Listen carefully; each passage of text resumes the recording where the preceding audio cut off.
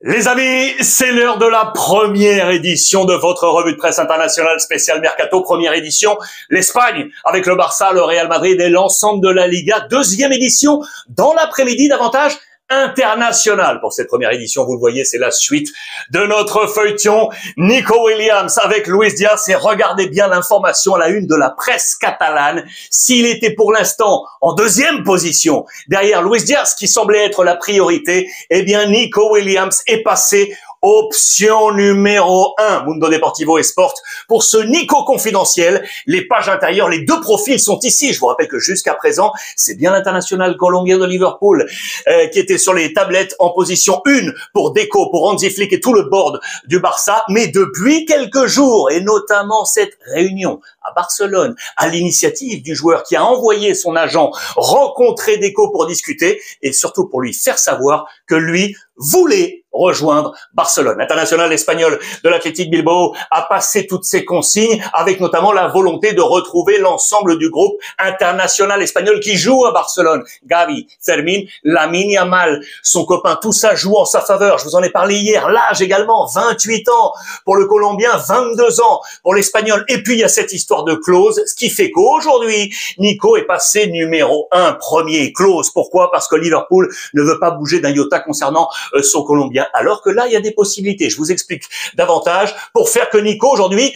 convainc le FC Barcelone. C'est très très clair. Le vestiaire du Barça ne met pas la pression, bien entendu, mais fait entendre au bord qu'on aimerait bien voir venir le copain de la sélection espagnole avec Luis de la Fuente pour le voir aujourd'hui porter le maillot du FC Barcelone. Tous les éléments sont là et l'envie de Nico Williams de rejoindre le FC Barcelone. Mais attention, attention, Javier Tebas, le patron de la Liga, a passé le message. Attention, si vous voulez aller chercher Nico Williams, Monsieur Laporta, une nouvelle fois, il va falloir vendre parce que le fair play financier, le 1 pour 1 est valable, bien évidemment. Toujours ces problèmes financiers autour du Barça. Cette menace est là. Liverpool est clair pour Luis Diaz. Il n'y a pas de négociation. Il faut aller chercher la clause.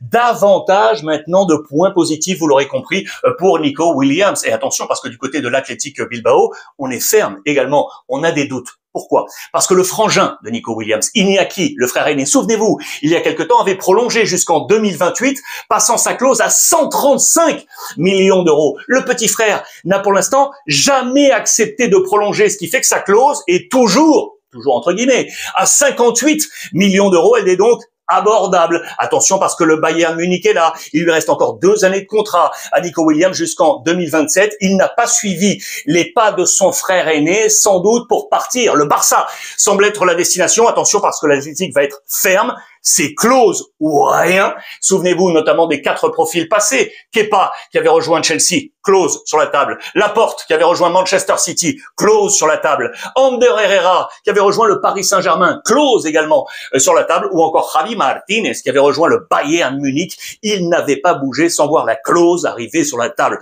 Ce sera la condition sine qua non. Et donc c'est 58 millions d'euros. Le sujet gardien, avec Joan Garcia, les amis. Ça y est, le premier jour, parce que ça y est, ça va se faire. Toute l'officialisation est attendue pour 24-48 heures. Au plus tard ce vendredi, puisque vous le savez, l'Espagnol a reçu le hockey de la Liga avec les 25 millions d'euros du Barça et donc cette clause. Intéressant de voir l'autre côté. Regardez ce papier pour vous montrer que l'Espagnol Barcelone, eh bien aujourd'hui, sait vendre. Regardez, mal vender, ya es historia, c'est-à-dire mal vendre. Ça y est, ça fait partie de l'histoire. On sait aujourd'hui vendre et c'est notamment lié à cet homme clé, les amis.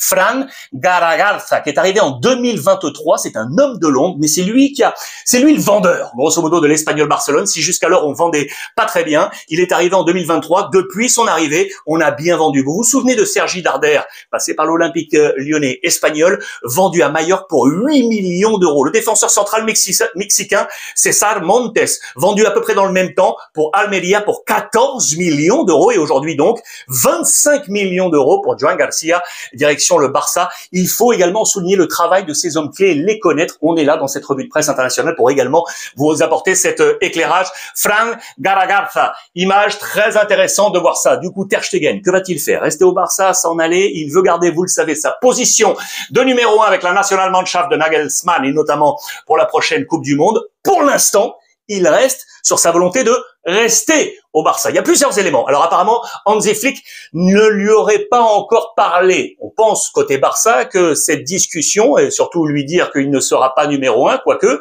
eh bien ferait qu'il pourrait ouvrir la porte et s'en aller. Pour l'instant, il a donné un nom à Galatasaray, vous le savez, à la Turquie. Le Barça reste ferme. On veut en faire un gardien 2 voire 3. Je vous rappelle que Chesney va prolonger et donc Joan Garcia va arriver. Les anciens gardiens du Barça, regardez notamment ici Jordi Masip, qui estime qu'il a encore une place, Ter Stegen au Barça, pour notamment aller batailler pour cette place de titulaire. C'est vraiment une affaire à suivre. Je vous donne des informations également au sujet de Gerard Martin. Je vous en avais parlé, U21 du Barça avec la sélection espagnole. Il vient de se blesser à la main, 5e métatarse. Ça y est, il est opéré.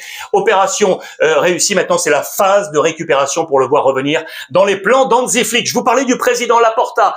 Regardez, je vous montre ça, c'est également intéressant pour vous sans doute de le savoir. 2026, il y aura les élections, c'est la fin de son mandat, lui qui avait été élu en mars 2021. Eh bien, l'opposition est en train de se mettre en place. Regardez, on se retrouve du côté de Barcelone avec différents noms, je vous les laisse les découvrir ici. On s'est retrouvé dans un restaurant à Barcelone pour mettre en place cette opposition pour faire que le président Laporta tombe éventuellement en 2026. Affaire à suivre. Ça aussi, ça fait partie des coulisses de la Liga. Le Real Madrid, les amis, joue ce soir, 21h, à Hilal. La formation de Simone Inzaghi, l'ancien coach de l'Inter, est donc la première pour Xabi Alonso. Il veut aller bouffer le monde dans cette Coupe du Monde des clubs. C'est donc des estreno, c'est le start de la formation de Xabi Alonso. Les amis, je vous montre ça. Pourquoi? Parce que il a opéré une conférence de presse hier. C'est assez nouveau. Il a répondu à 28 questions. 28 questions, un temps interminable pour lui dans cette conférence de presse. Une information forte, c'est qu'il veut un groupe réduit. On attend des sorties sur le marché estival du côté du Real Madrid. Il veut vraiment resserrer ce groupe. Attention pour ce soir, on a un petit doute au sujet de Kylian Mbappé. On nous parle de grippe. Affaire à suivre. Voici quel serait le 11 probable du Real Madrid ce soir face à Al Hilal, avec Fran Garcia, Huysen le nouveau, Asensio, Trent Alexander-Arnold le nouveau, Courtois, Tchouaméni, Valverde, Bellingham, Vinicius, Rodrigo et Arda Güler pour ce rêve américain d'aller remporter cette première édition à plus de 150 millions d'euros de gains pour le vainqueur. Vous voyez la position de la Bellingham. Intéressant, la presse anglaise s'est intéressée d'ailleurs à cette position pour voir que la saison passée, regardez ça, toutes les positions de Jude Bellingham, attacking midfielder, c'est le plus à 29, c'est une position axiale, un poil devant, mais il a beaucoup joué dans d'autres positions, vous le voyez, avec left midfielder, un cran plus bas côté gauche, center midfielder, donc juste derrière au milieu axial, et right midfielder une seule fois sur le côté droit. Vous voyez qu'il y a beaucoup de positions. Depuis le départ de Toni Kroos, on a beaucoup cherché avec Carlo Ancelotti, et il a été un homme mobile, assez hybride. Et ben du côté de la presse anglaise, on réclame, lui pour l'international anglais, qu'on trouve une place fixe. On pense qu'il est davantage effectivement ici en position axiale, plus d'attaque pour le milieu, pour rapporter sur la surface de réparation. Affaire à suivre dès ce soir du coup face à Al Hilal. Trent Alexander-Arnold, désormais seul Trent, sera très intéressant également sur les coups de pied arrêtés. Ça avait été une pièce clé du côté de Liverpool. On veut voir ça également du côté du Real Madrid. Je vous ai mis cette petite parenthèse pour vous montrer que le Real Madrid et les affaires également du Middle East, le Moyen-Orient qui est aujourd'hui une force financière incroyable. On parle de Al Hilal sur la planète football. Eh bien, rendez-vous compte, ça date en 1975, les amis. Il y a 50 ans, l'Arabie Saoudite, écoutez bien, était venue faire des propositions aux stars du Real Madrid, qui étaient alors les géants de l'Europe, avec Real qui est ici, avec Di Stefano, avec Rento qui est ici, ou encore Puskás. Eh bien, ces stars étaient les stars rêvées de l'Arabie Saoudite. Il faut savoir que Di Stefano avait vu une proposition arriver sur la table pour être le grand patron, grosso modo, du football Moyen-Orient émergent. Il avait dit alors non, mais il avait envoyé Puskás et Real, ses copains, qui avaient découvert ce nouveau monde du football. Vous voyez que ça date. Ces intentions, c'était en 1975, il y a 50 ans, l'année de naissance. Tiens. Regardez Real Madrid, je vous montre cette petite parenthèse. Sergio Ramos hier a marqué, les amis, avec son club de Montré qui a affronté opposé l'Inter Milan, un but partout entre les deux formations. Le but mexicain, eh bien, il est pour Sergio Ramos. De la tête, tiens, regardez ces photos, je vous apporterai cet éclairage davantage dans la deuxième édition de votre revue de presse, dans l'après-midi, la partie internationale. Il a été élu MVP, il était là au cœur de cette défense à 3 avec deux autres Espagnols. Canales, vous vous en souvenez? Il est également du côté de Montré, je vous en parle tout à l'heure. L'Atlético Madrid, les amis, pour vous montrer ça, mauvais démarrage, vous le savez, dans la Coupe du Monde des clubs avec la défaite 4-0 face au Paris Saint-Germain, mais on nous dit qu'on connaît le chemin, et pour cause, Julián Álvarez, De Paul, Molina, Correa, les 4 Argentins champions du monde notamment, qui avaient débuté la campagne mondiale par une défaite, eh bien on veut voir là peut-être un signe indien. Au bout du bout, les Argentins s'étaient imposés en Coupe du Monde. Est-ce que l'Atlético Madrid va rebondir ou pas dans cette Coupe du Monde des clubs? Regardez, Lucas Digne, vous le savez, le Français est une possibilité pour être un nouveau du côté de l'Atlético qui a des problèmes sur les flancs, sur les latéraux défensifs.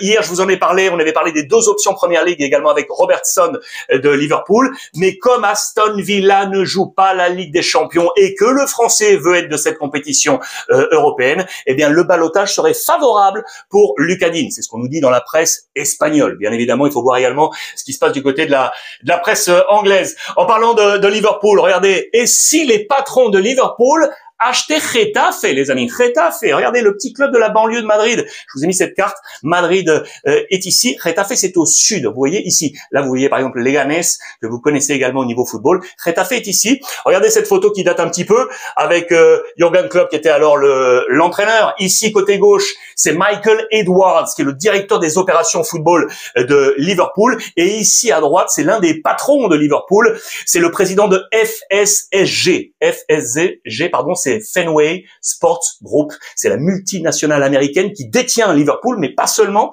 Ils détiennent également les Red Sox au baseball. Ils détiennent également les Penguins de Pittsburgh en NHL ou encore le Racing RFK en NASCAR. Voilà, et ce groupe s'interroge aujourd'hui. On a donc mandaté 7 hommes sur les opérations extérieures pour pourquoi pas aller acheter le club de Getafe en Espagne. Très intéressant. Puis enfin, je terminerai avec ça parce que j'adore ces moments historiques et pour vous montrer que le temps passe vite.